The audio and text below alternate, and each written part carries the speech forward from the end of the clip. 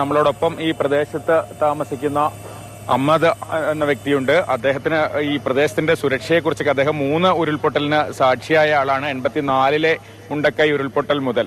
അന്ന് അവിടുന്ന് മാറിപ്പോന്നതാണ്. അന്ന് അവിടെ ഞാൻ എൻ്റെ 28ാമത്തെ വയസ്സിൽ ഞാൻ അവിടെ കരിമുറ്റ എസ്റ്റേറ്റിലെ മാനേജർമാർക്ക് ഭക്ഷണം വെക്കുന്ന ജോലിയായിരുന്നു. അന്നൊരു പെരുന്നാൾ പിറ്റേ ദിവസമാണ് ഉരുള പൊട്ടുന്നത്. അപ്പം അതിൻ്റെ തലേന്ന് 2 ദിവസം പെരുന്നാൾ ലീവായിട്ട് ഞാൻ അവിടുന്ന് മാറിയതാണ്. അങ്ങനെ എൻ്റെ ബദല് വേറൊരു പയ്യനായിരുന്നു അവിടെ നിന്നിരുന്നത്. ആ ഉരുൾപൊട്ടൽ അവൻ്റെ ആ പയ്യൻ്റെ കാല് മാത്രമാണ് അന്ന് കിട്ടിയത്. 3 ഉരുൾപൊട്ടൽ ഞാൻ അതിജീവിച്ചതാണ്. അതിനുശേഷമാണ് 2019 പുത്തുമല ഉരുൾ പൊട്ടുന്നത്. ആ ഉരുൾ പൊട്ടിയതിന് ശേഷമാണ് ഇപ്പൊ 2024 മുണ്ടക്കായ് ഉരുൾ പൊട്ടുന്നത്. അപ്പൊ ഈ മുണ്ടക്കായ് 2 പൊട്ട്, പുത്തുമല 1 പൊട്ട്. ഇത് ആകാശളവിൽ നോക്കുകയാണെങ്കിൽ മൊത്തം 3 കിലോമീറ്റർ ഉള്ളിലാണ് ഈ 3 പൊട്ട് പൊട്ടിയത്.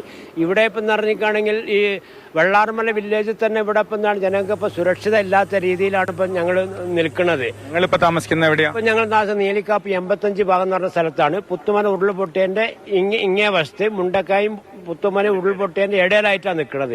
അവിടെ തന്നെ സുരക്ഷിത പ്രശ്നം തന്നെ ഞങ്ങൾക്ക് സുരക്ഷിതമല്ലാത്ത രീതിയിലാണ്. അപ്പൊ അവർക്ക് വന്ന് നോക്കിയാൽ അറിയാം. അപ്പൊ ഇനിയെന്ന് പറഞ്ഞിരിക്കുകയാണെങ്കിൽ ഇവിടുന്ന് മൊത്തത്തിൽ എന്ത് ചെയ്യണം, ഈ ജനങ്ങൾ ഇവിടുന്ന് ഒഴിപ്പിച്ചിട്ടില്ലെങ്കിൽ വീണ്ടും ഉരുൾപൊട്ടും, ഇതുപോലെ പ്രതിസന്ധികൾ ഉണ്ടാവും. അപ്പൊ അതിനെ മുന്നായിട്ട് എന്താ ജനങ്ങളെ ഇവിടുന്ന് മാറ്റിപ്പാർപ്പിക്കലായിരിക്കും ഏറ്റവും നല്ലത്.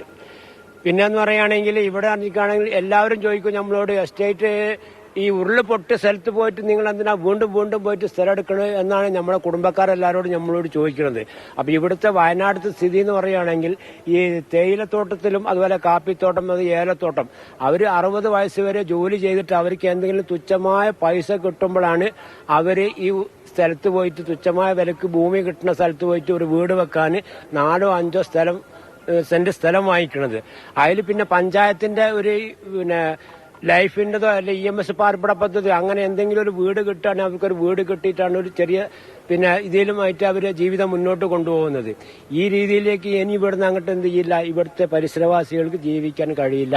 അപ്പൊ അതുകൊണ്ട് സർക്കാർ എത്രയും പെട്ടെന്ന് ഇതിനൊരു നല്ലൊരു തീരുമാനം ഉണ്ടാക്കണമെന്നാണ് പ്രധാനപ്പെട്ട ഒരു കാര്യമാണ് അദ്ദേഹം പറയുന്നത്. കമൽ, ഞാനൊന്ന് ഇടപെടുകയാണ്.